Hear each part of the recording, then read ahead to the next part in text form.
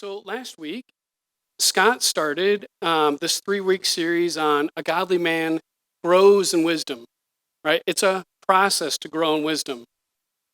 So he brought up the need for wisdom, right? We all have a need for wisdom, and also the sources of where you're going to find some wisdom.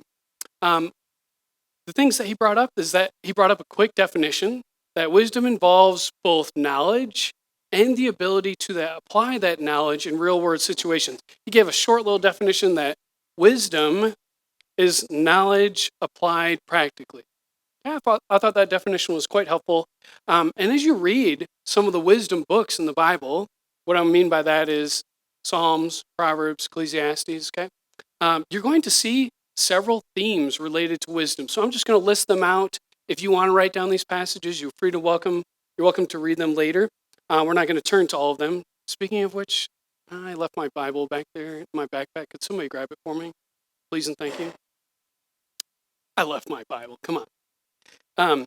So the first one that you'll notice as you read through Proverbs, Ecclesiastes, and so forth is wisdom assumes righteous behavior, kindness, faithfulness, and loyalty. Thank you.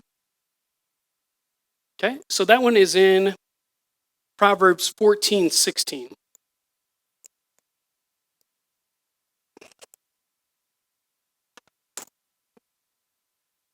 Wisdom also leads to proper conduct. This will be at the beginning of chapter 7, Proverbs chapter 7. You can find wisdom, you can acquire wisdom through all kinds of means, like education. Right? Education is talked about right there in Deuteronomy chapter 4, verses 5 and 6. And those are the parents' responsibility that's talked about right there, educating the children in what is wise and what is good. You can also get it from observing how people live, right?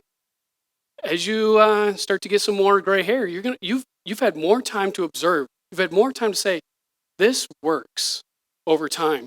And you'll see the same thought in Ecclesiastes 1:13 and Proverbs 30, verses 21 to 23.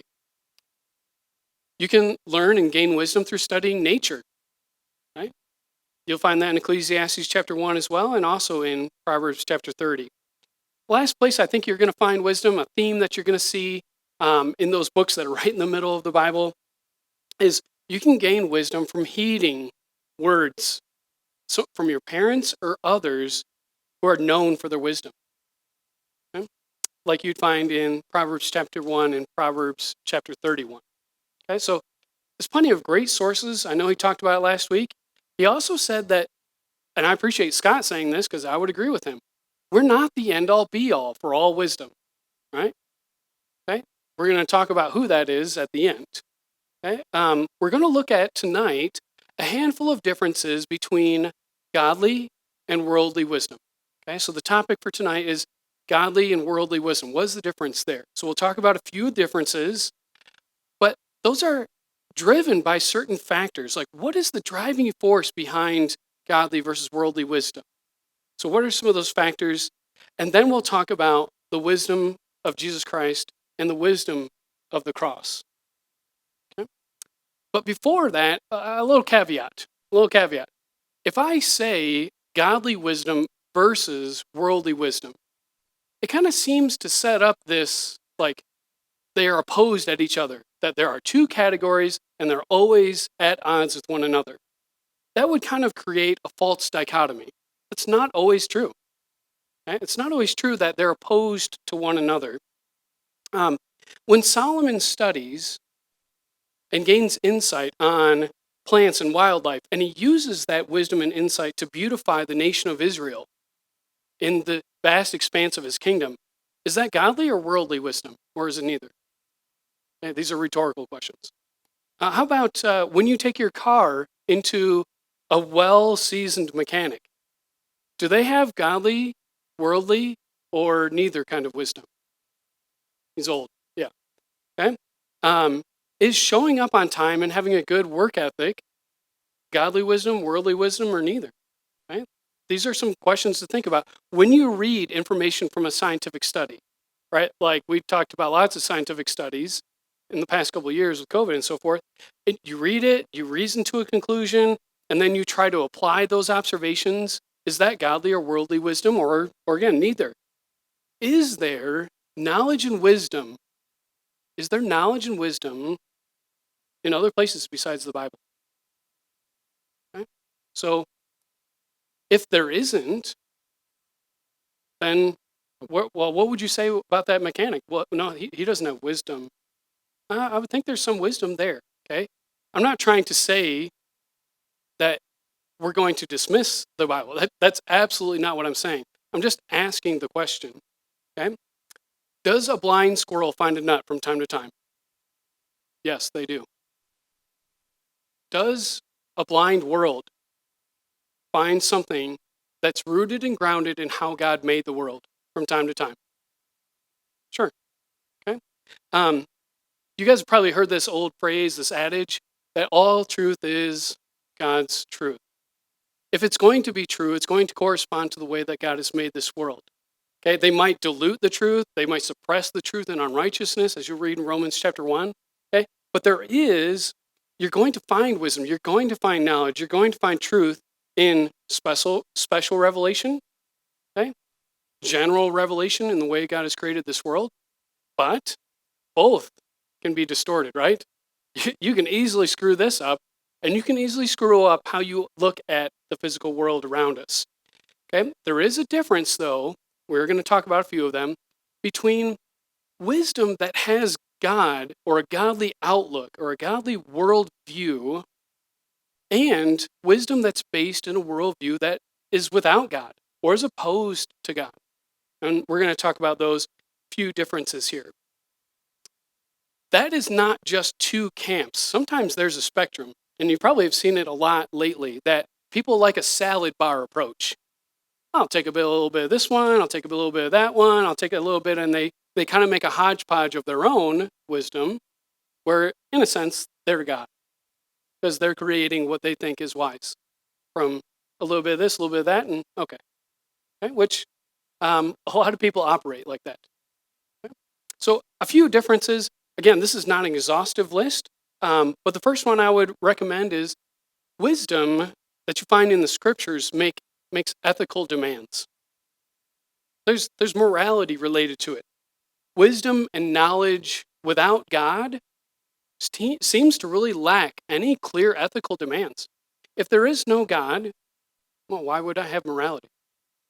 I have yet to hear a good argument from an atheistic or naturalistic worldview of why we should have morality that abounds through all cultures, times, and places. Okay? Where is another place that people try to find wisdom? They go to school, right? And they try to get some degrees. Sometimes you can find wisdom in a degree, right? But that doesn't equate to it. Just having a few letters after your name doesn't necessarily mean you're wise. Okay? There is also a thing as street smarts, book smarts, other kinds of smarts, which I don't know what they are. Okay? Many times, worldly wisdom is concerned with having your best life now. Any of you guys recognize that from a book title? Okay, yes, I am picking on someone in particular, which I will not name. Okay? The concern with, I got to have my best life now. I'm going to come up with all kind of like life hacks and tips and tricks in order to make my life more peaceful right now and to help me continue to feel what I want to feel. Now, I get it. Like, I want a relatively stable life. I get that. But if your worldview says that this is all there is, well, then you're going to be obsessed with making this life the most comfortable life you can possibly get, whatever it takes. There is some benefit, though. I mean, there's some benefit to leveraging technology to make your life a little easier. I like using the microwave. Just saying, you know, is there some benefit to those things that are out there that can make your life a little more comfortable? Sure, but it's not an all or one thing. I think a major part here, this is my fifth one, is that the intents, like what you use wisdom for. Do you use wisdom for your own honor, glory, and boasting? Or do you use wisdom for your own self-sufficiency? Okay? That would tend to lean towards the worldly way of looking at and using wisdom. Okay, so I do want to have you guys open up to this passage. It's in James chapter 3. James chapter 3.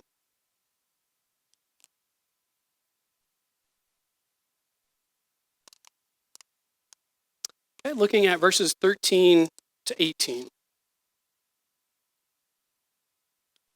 James 3, 13 to 18. Who is wise and understanding among you? By his good conduct, he should show his work done in the gentleness that wisdom brings. But if you have bitter jealousy and selfishness in your hearts, do not boast and tell lies against the truth. Such wisdom does not come from above, but is earthly, natural, demonic. For where there is jealousy and selfishness, there is disorder and every evil practice. But the wisdom from above is first of all pure, then peaceable, gentle, accommodating, full of mercy and good fruit, impartial and not hypocritical.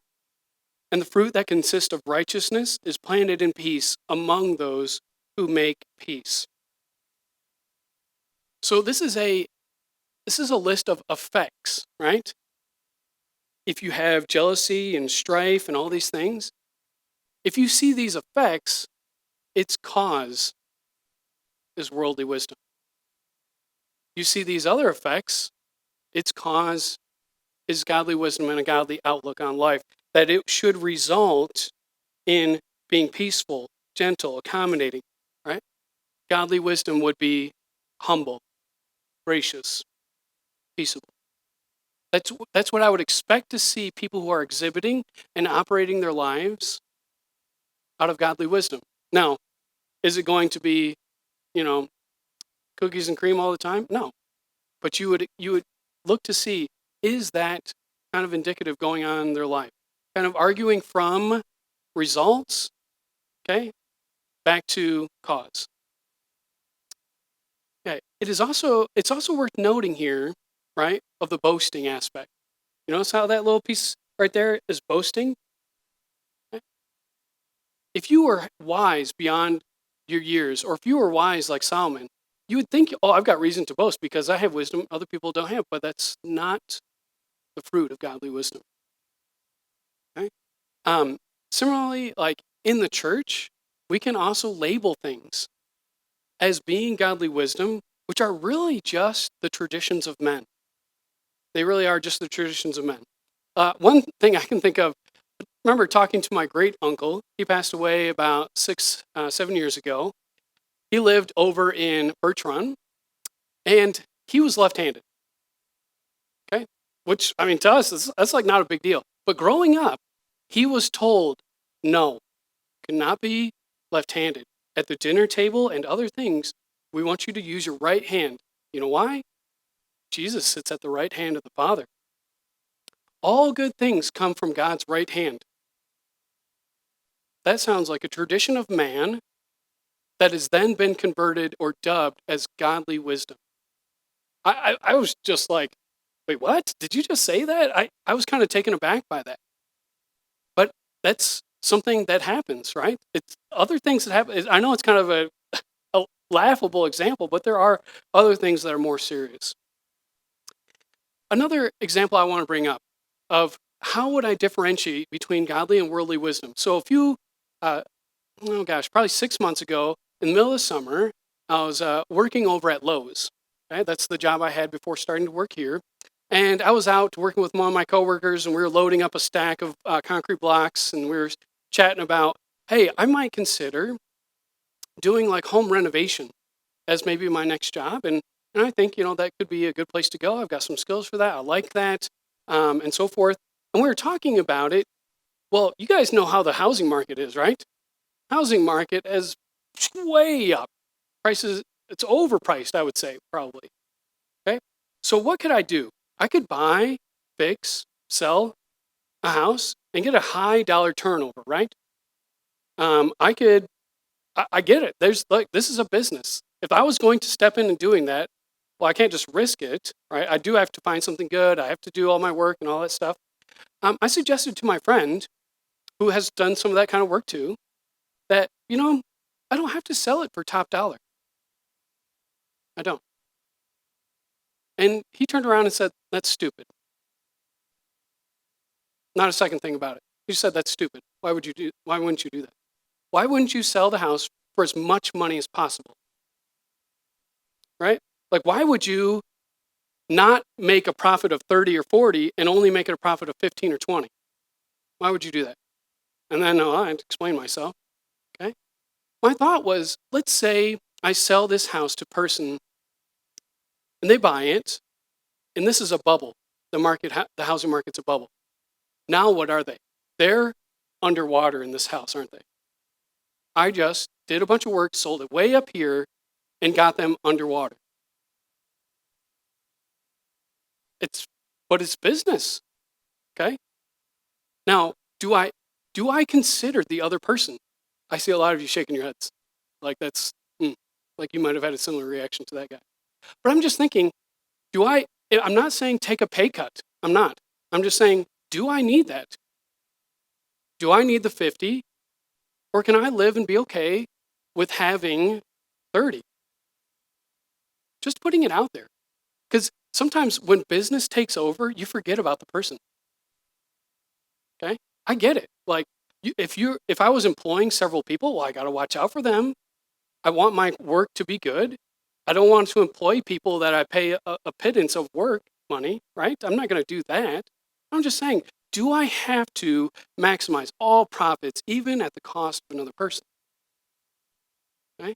Or you might have a cutthroat business leader where the bottom line is the bottom line. That's it. We will do whatever it takes to make money, regardless if that means stepping over other people or whatnot. Is that godly wisdom? Is that outlook? Okay? Is there a need for people to be employed and make money? Yeah. Okay? Can I get by with 60 or 70 grand a year? Yeah. Do I have to have 100? No, I really don't. Okay? That might be poking the bear a little bit, but there you go. Okay? It created an interesting conversation because I was honestly trying to think my way through this of what it means to do this from a godly perspective.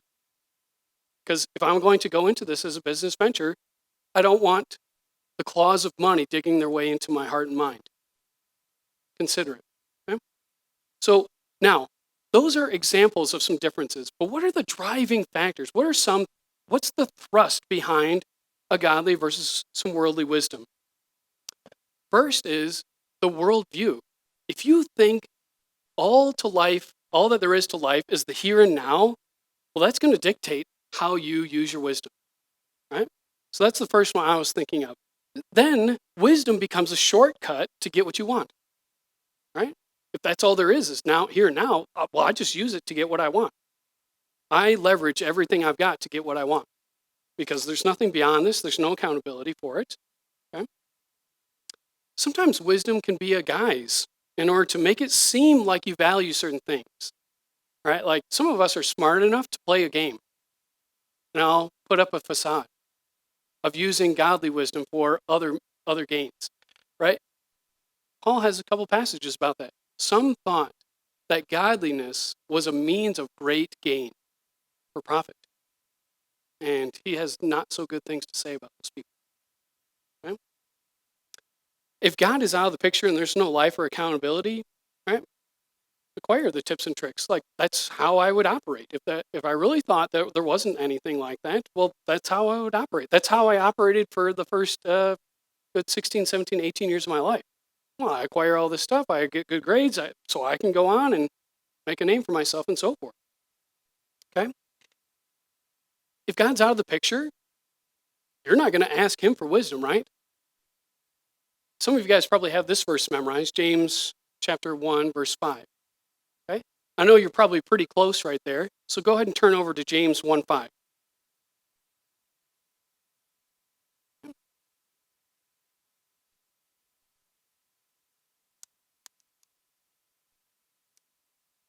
But if anyone is deficient in wisdom, he should ask God, who gives to all generously and without reprimand, and it will be given to him. We can ask God. If God's not part of the picture, you're not asking him for wisdom, though. Okay? Where do we go to for our wisdom? Okay, there's a couple of places in Proverbs. I'm not going to have you jump around all over in Proverbs. I'm just going to read them off because Otherwise, you'd be flipping. Okay. Proverbs 9:10 says, "The fear of the Lord is the beginning of wisdom, and the knowledge of the Holy One is understanding." Okay? That gets repeated several times in the first few chapters of Proverbs. Another place says, "The fear of the Lord is the beginning of knowledge." The fear of the Lord is to hate evil. The fear of the Lord is a fountain of life. The fear of the Lord is the instruction for wisdom, starting with a godly perspective, a godly outlook on what the world is to gain that wisdom. So these are statements that you'll find repeated throughout the book of Proverbs, and it really shows that the difference and the way that the Bible gives its wisdom is not the same way the world would give the wisdom. It is with the undergirding, the structure, the foundational principle is that there is a God in heaven. This is what he is like. This is what he will do to keep man accountable. This is how he is revealing his wisdom slowly and surely. And so as you live in fear of the Lord, as you live with awe and respect and reverence for him, it causes you to consider your actions, right? It causes you to consider he is the source and the fountain of the wisdom that we can seek after, or that James talks about praying for. Okay? Um, then, if that is your outlook, right? We're contrasting it against an outlook when there isn't God. If there is God, well, you look to him, you ask him for this wisdom, you depend upon him, you worship him, you commit to turning from evil, all these things that were listed in these various proverbs. I have had people say, okay, and I saw, it was a funny YouTube video. They weren't meaning it to be funny, they were quite serious. But the beginning of it was, the fear of the Lord is the end of wisdom. I thought that was odd. So I listened to it. It caught my attention, right? So as I was listening, I was observing a few things that they had to say.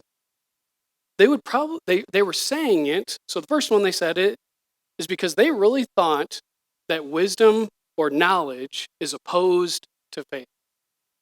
They're opposites. You can't have that. You can't have wisdom if you're going to believe in God. You got to think for yourself. Okay?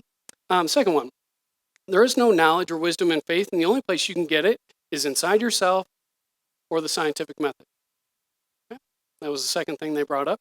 The third thing they brought up, that all places, all religions, all gurus, and so forth offer wisdom, and it should all be valued equally. Okay? Which leads me to the fourth thing that they said. They replace God with man as the measuring stick for what wisdom is. Because that's what they just did, right? That third thing they said, all of us humans have a little bit of wisdom. If we can just glean from everyone, we could take it all and we would have good wisdom together without the need from input from outside sources like God. I was just like, that is, one, the title caught me.